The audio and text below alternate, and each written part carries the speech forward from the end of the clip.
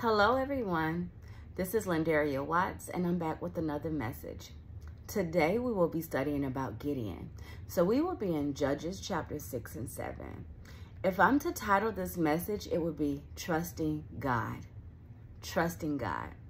So if you want to get your notebook and just write down where to study tonight, it will be Judges, the whole chapter, chapter 6 and chapter 7. And we're just going to talk about Gideon. See, Gideon was a warrior that did not know that he was a warrior.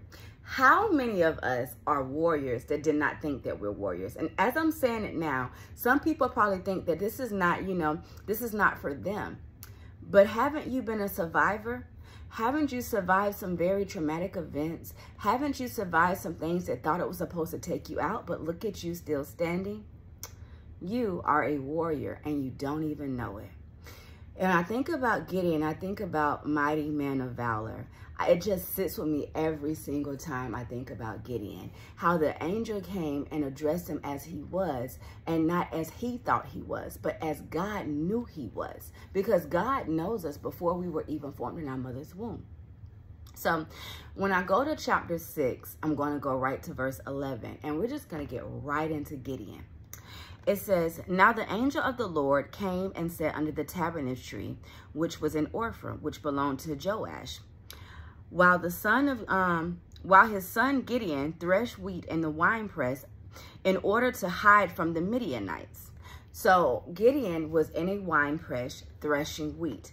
It was a war happening above because they had did wrong in the eyes of God, so they were handed over to the Midianites. So now Gideon, he's hiding in the winepress threshing wheat. He was afraid that if he would go above the ground, then they would come down, they would come over and they would steal his food because they were having no mercy. They came to steal, kill, and destroy, just like the devil. So he thought, well, if I go below ground and I get in the winepress, I thresh wheat, I will be safe there. But you always have someone watching you.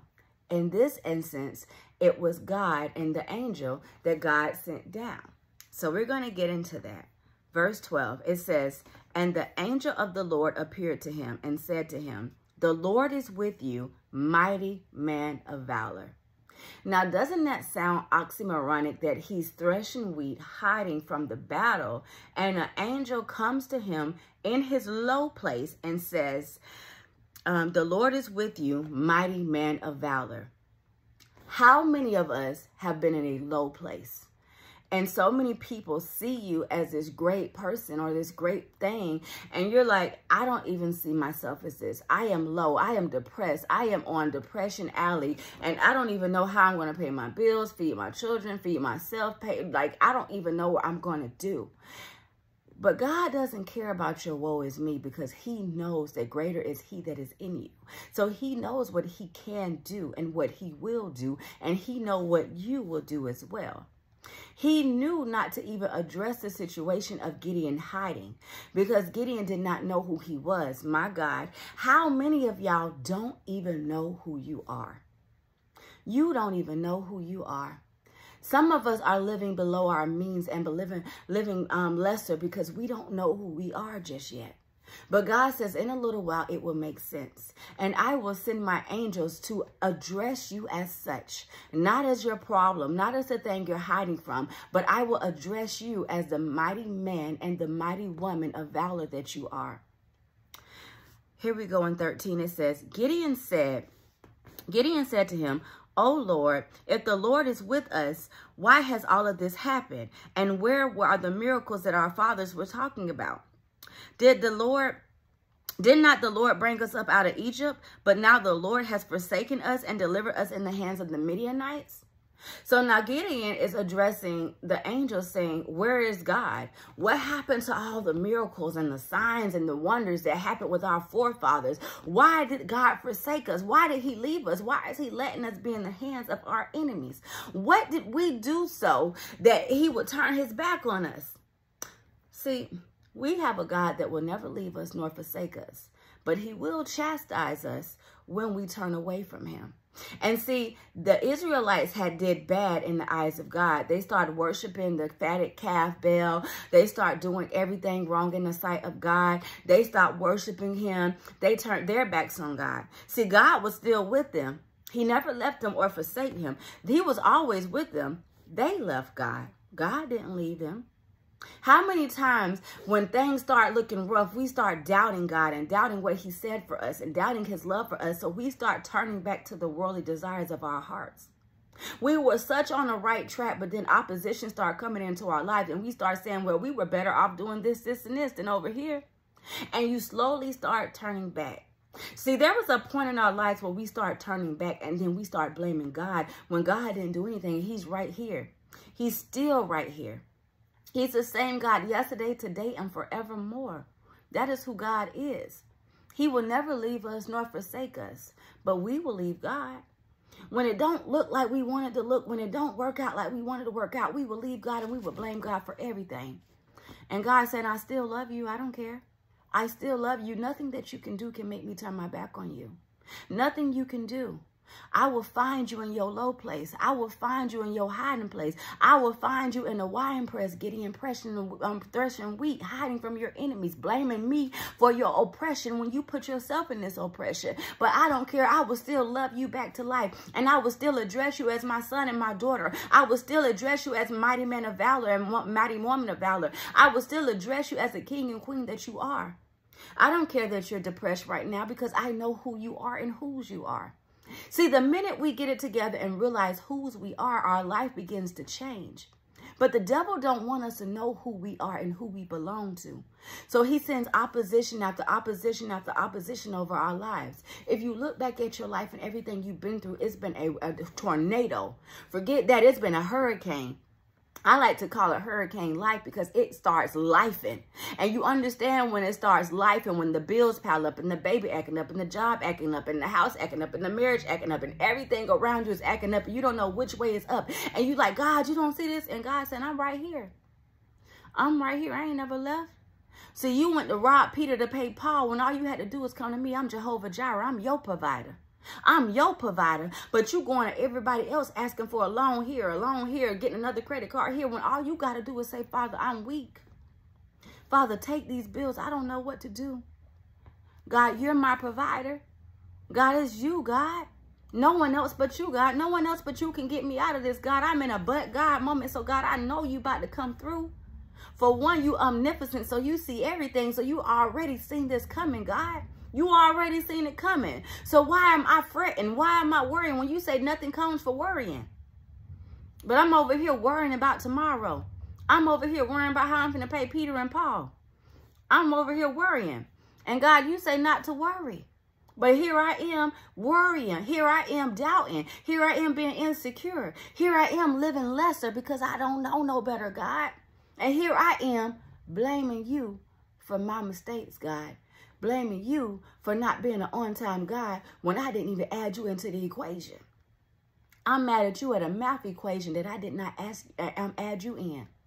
Here I am mad at you, God. So Gideon is questioning God, and he has anger. He's angry. He's saying, where have you been? What about my forefathers? Where was that God? Where was that God of miracles? Where was that God of signs? Where was that God of wonders? Where was that God that they was talking about? You left us and you let the Midianites take us. You let the Midianites take us. That's what you did, God. That's what you did. Now you want to say mighty man of valor? Well, because I'm down here hiding because they up there killing. But I'm down here hiding in safety. I got me, God. I got me. You think God go address that? You think God care about you pouting? You think God care about your anger? Not at all. Not at all. God never left you or forsake you. But you turned your back on God at one point. 14. Then the Lord turned to him and said, go in this might of yours, and you shall save Israel from the hand of the Midianites. Have I not sent you? Did you get that? God did not address him and his anger and his insecurities and him yelling at God or anything. He didn't address that. Why? He knows you're upset. It's okay. You're his child. Children get angry. You don't address it. Not all attention is good attention, and God knows he ain't finna address that right now. You soaking. You soaking right now. You venting. God was like, I'm about to make you go save Israel. You saying where your forefathers at, but I need you to go do this. And he said, have I not sent you? God not finna address you and your problems and your insecurities. God knows you, and he knows that you're well equipped and well vast enough to go do what he told you to do. He says, have I not sent you? Didn't he just give you a mission? You around here talking about your forefathers and this and that. Okay, well, good. I got a mission for you too. You say something about generational curse breakers and where they at and da-da-da. And God said, okay, I got a mission for you, generational curse breaker. I got a mission for you, chain breaker. I got a mission for you. Have I not sent you? I got a mission for you, black sheep. You say you want to be heard. You say everybody turn their back on you. Nobody listen to you. Right? Have I not sent you? I got a mission for you. Don't cry and complain no more. Don't woe is me no more. I got a mission for you. You about to go save your whole bloodline. You about to go save the generation. You about to go set the captives free. I got a mission for you. I got a mission for you. Don't cry to me no more. I got a mission for you. You about to go save the people that can't even save themselves right now. I got a mission for you. It might look big. It might look impossible, but I got a mission for you. I got a mission impossible for you because I am the God of I am. I am everything that you put I am in front of. I am a way maker. I am a provider. I am a savior. I am that I am. And I have a mission impossible because I am possible, says God. Have I not sent you? Have I not sent you? God is about to send a lot of his children out on a mission. And it might look impossible. It might look like you're one of many. You're one going out amongst a bunch of wolves, but you're one. And God says, have I not sent you? Have I not sent you? 15. So he said to him, "O my Lord, how can I save Israel? Indeed, my clan is the weakest in Manasseh, and I am the least in my father's house." And the Lord said to him, "Surely I will be with you, and you shall defeat the Midianites as one man." Here he is again, as God is still addressing him as he is. See, God is not addressing his weakness. God is not addressing him hiding in the wine press threshing wheat. God does not care about your weakness. God does not care about your insecurities. God does not care that you don't think that you're well versed or well equipped. God does not care about any of that. God says, I said go, and that's what I mean, go. When you get there, I will already have the equipment for you. I will already have the people for you. The people are already going to be defeated. It is already a fixed fight. If you just go in the strength that you have, leave your weaknesses at the door. If you just trust in God, if you leave your insecurities at the door, God don't want to hear that, oh, I am the weakest in Manasseh. I am the weakest in my family. I am the weakest. I am the black sheep. No one hears me. No one sees me. They turn their backs on me. They shun me. God don't want to hear that. God says, I am sending you out on a mission. I don't want to hear it. The battle is already won. It is a fixed fight. All you got to do is show up. All you got to do is show up, and I'm going to show out on your behalf. He says, you shall win the battle as one man. That is what God told Gideon. As he's sitting there thinking that he's not equipped, that he's not good enough, that he's insecure, that I am the weakest in Manasseh. I am the weakest in my clan. God, listen. God, listen. God is like, go in the strength that you have. Go, I am with you. Go, I will never leave you or forsake you. Why are you talking about you're the weakest when I'm telling you that you're going to save Israel? You telling God that you're the black sheep and that you're weak and you don't know. God said, I'm not trying to hear that. I'm not trying to hear that. You are my child. I made you in my image. That means you are strong, that you are very strong in stature and spirit. You are mighty. You are more than a conqueror. The battle is already yours. I am your father. And if I am your father, I dwell in you. And the battle is already won. I don't want to hear that you're weak. I don't want to hear that your clan is the weakest. You're my child. And if I told you to go, doggone it, you better run. If I told you to go, you better run like lightning. The battle is already won. You just got to show up to the battle. God don't want to hear what you're talking about. I'm the weakest in my clan. I'm the weakest in Manasseh. God says one man is going to win this battle. I'm sending you. You're about to go on mission impossible. And it might look impossible to man, but God says, I'm in you. And all you got to do is show up to the battle and watch it be won. 17. Then he said to him, if I have found favor in your sight, then show me a sign that this is you who talk with me. Do not depart from here until I come and bring you an offering and set it before you, he said. I will wait till you come back. The angel said, I will wait till you come back. So even after all of these things are being said to Gideon by the angel, Gideon is still doubtful. See, life has happened to us so much so that we can't expect good things, that it's so hard for you to see the light because so much darkness have been surrounding you and encompassing your life. So Gideon is like, I hear you. I do. You're telling me that I'm a mighty man of valor. I get it. I hear you. You're telling me that I'm going to go win this battle, that one man, that I'm the one man, that I'm the man for the job. Okay, I hear you. I'm the man for the job. I hear you. But see, God, you don't know, God. You don't know. You don't know the pain that I've been through. You don't know what I've seen with my eyes. You don't know how people looked at me. You don't know how people shunned me. You don't know, God. You don't know. See, life has a way of beating us down so much so that we settle for safe. We settle for safe and we dumb ourselves down. This is not the season to dumb yourself down. You are a warrior. You are a child of a mighty warrior. And when he speaks, all of hell has to tremble. God can say a word and it is so. Do you know that in Genesis chapter 1, God says that you have dominion over everything? That same way God can speak to something, you can do it too. You can do what your Father can do. See, Gideon was still like, God, I still need another sign. I need another sign. I need another sign. God, I hear you, but I need another sign. God, I need another sign. I just need another sign. I'm going to go get your offering, though. I'm going to pay my tithes and offerings, though. I just need a sign. I need a sign, God, because I don't want to be out here looking crazy, even though the sign is right in front of me, being the angel of the Lord sent by God himself, giving me the word that I need to hear. Giving me the word that I need to hear. Sometimes we're our own problems. Let me keep going.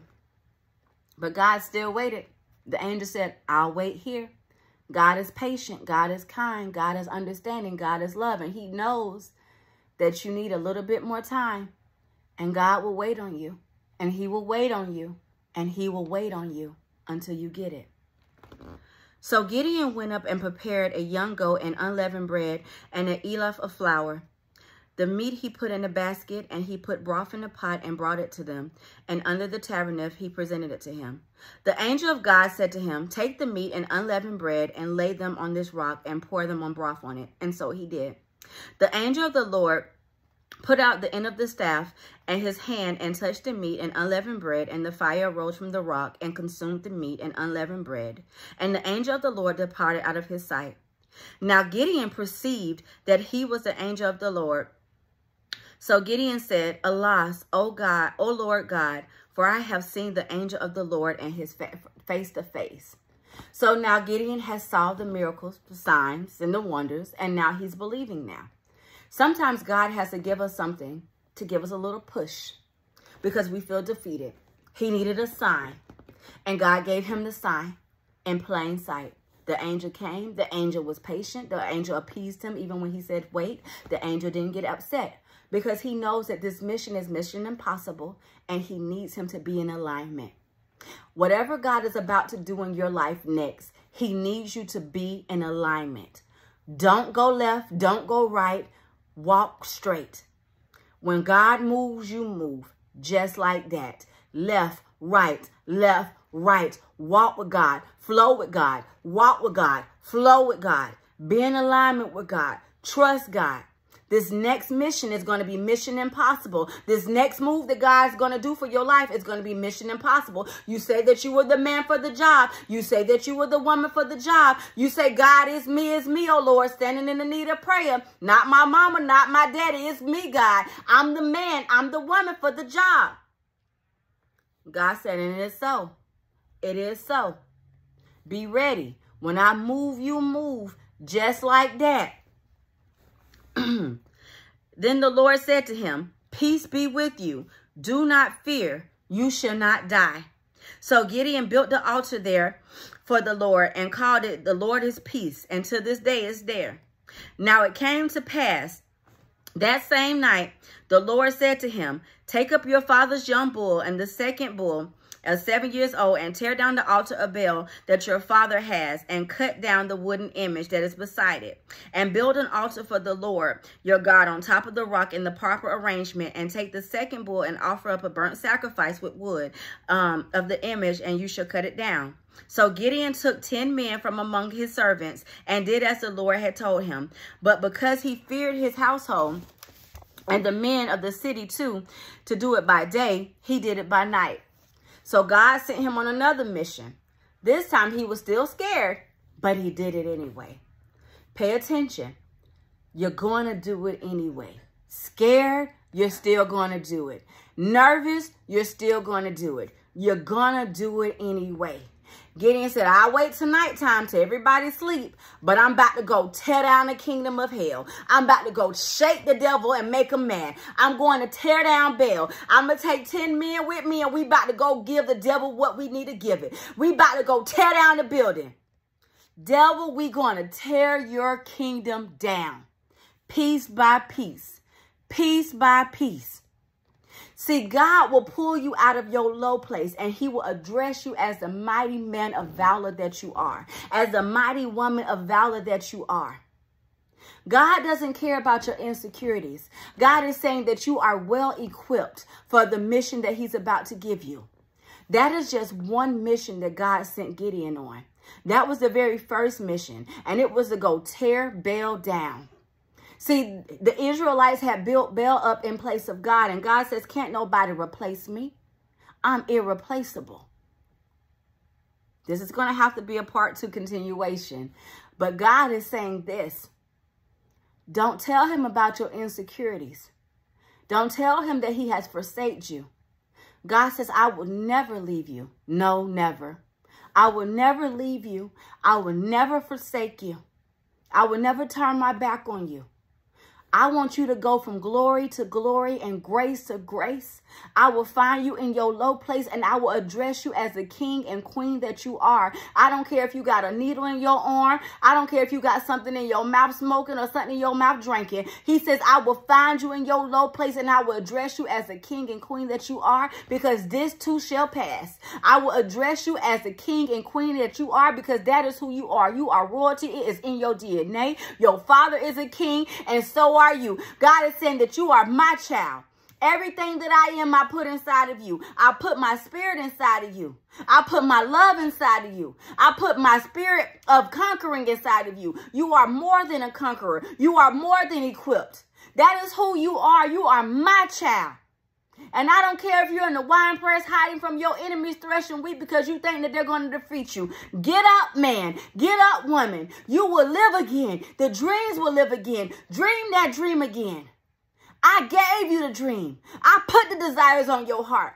It's not too big. It's not impossible. Nothing is impossible because I am possible. I am possible, says God. And I don't care what you're facing. Face it as a warrior, because God don't care about your insecurities. God don't care about your doubts. God don't care about your unbelief. God don't care about none of that. God says, I will find you, Gideon. I will find you, and I will call you the warrior that you are. I want to address your insecurities. I want to address your failures. I want to address you talking about you the lowest of your clan. I'm the least in Manasseh. I want to address your tears. I would say go. I would say go, because I've already paved the way. And the battle is already won. You got the cliff notes to the test, baby. You got it. I am in you. When you are weak, I am strong. In fact, I delight when you're weak. I delight in your weakness, because I can get the but God moment. And see, right now you've been battling something, but the battle is not yours. God says, I need you to give me that battle. I need you to bring me back that battle. Yes, you're going to fail every time you try, because you're trying to take on my job. Give it back to me, says God. Give me back that failed marriage. I can take it on, and I can make it better. Give me back that firing of that job. I can make you an entrepreneur. Give me back them bad children. I'll make them mighty men of valor, mighty women of valor, and I will make them honorable in your sight. God says, give me back those problems that you are cuffing, thinking that you are me. That's why it's beating your behind, because you're trying to take on something that's mine. Give it back to me. I am Jehovah Jireh. I am your provider. I am Jehovah Nisi. I am Jehovah Rapha. I am El Shaddai. I am El Rohi. I am that I am. I am that I am. Just give it to me. I don't care about what you're talking about. I don't care about your insecurities. I don't want to hear it. The angel did not even address what Gideon was talking about. He simply kept giving him the message. And he kept building him back up and letting him know that one man is going to deliver. One man is going to deliver his clan. One man is going to deliver the generation. And I am crazy enough to believe that I am speaking to that one man. I'm crazy enough to believe that I'm speaking to that one woman that is going to deliver that generation, that is going to break the generational curses off. I'm crazy enough to believe that you are that one. I don't care about what you've been through, and God don't either. I'm crazy enough to believe that I'm talking to some warriors, some conquerors. That is who you are, and that is how I will address you as such from the rest of your life. Going forward, mighty man of valor, mighty woman of valor, get up from your low place. Get up from your low place. You're not down no more. Get up. Who the Son sets free is free indeed. And God has set you free when he died on that cross on Calvary. When he got pierced in his side and they saw that he was a living well. God did it. God did it. And by his stripes you are healed. You are more than a conqueror. You are more than a conqueror. And you can do anything. And you can do anything. You can and you will. You can and you will. My name is Lendaria Watts. You can find me on TikTok, Instagram, and Facebook, and YouTube. I love you guys. I'm sorry.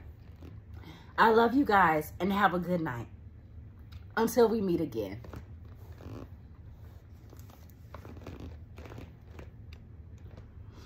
God is with you, and you won't fail.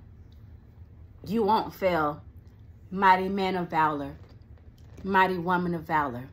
Get up again. Get up again.